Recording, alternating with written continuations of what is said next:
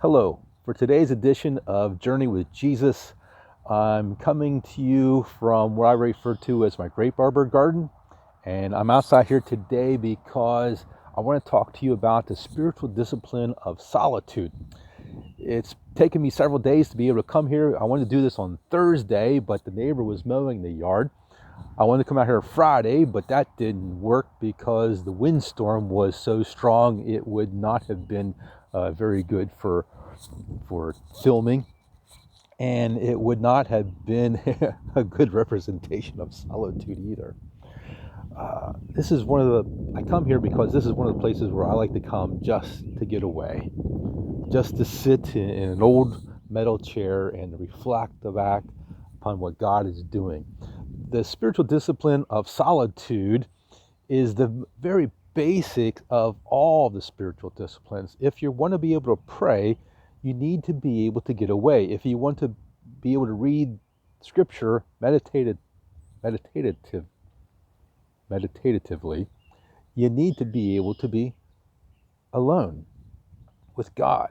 The problem is we have so many thoughts going on inside of our minds, so many different negative thoughts that keep coming out, that it's hard to just be alone with God.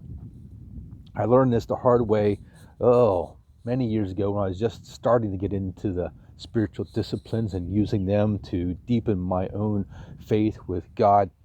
I went up to my hunting camp. I thought, we'll do a 3-day retreat. That should be good. After about 14 hours, I was going crazy there by myself, not talking to anyone.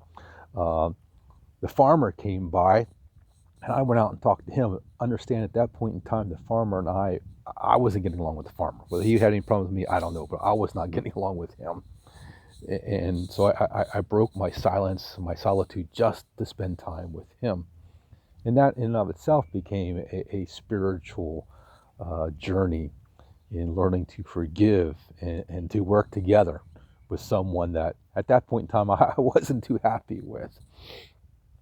But I share that just to say that anytime that we want to get alone with God, the first voices that we're going to hear are not from God. It's going to be the demonic voices, the ones that have tried to distract us from God, to try to take us away from God so that we don't hear His voice clearly. But it doesn't have to be 3 days away with God. A month or so ago, I was up hunting camp again, and my goal was to spend 3 hours with God. And I started by simply reading scripture and then journaling about my thoughts. And then I just went for a walk. And it really wasn't a walk, it was more of a stroll. Because when I walk, I keep moving. But it was a stroll where I'd stop and I'd look at the trees. Or I looked down at the ground and I saw the deer prints and tried to figure out what. And I was just trying to say, God, what is it that you want me to hear? What is it that I need to learn about you today in this?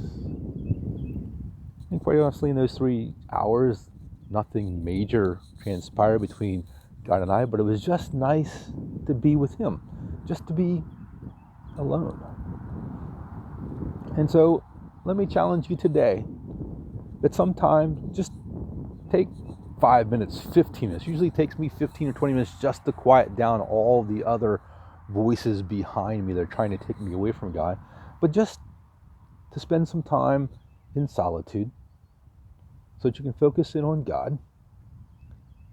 And maybe it's a little bit like the young boy Samuel there in the temple when Eli gave him the words, "Speak, Lord, for your servant is listening."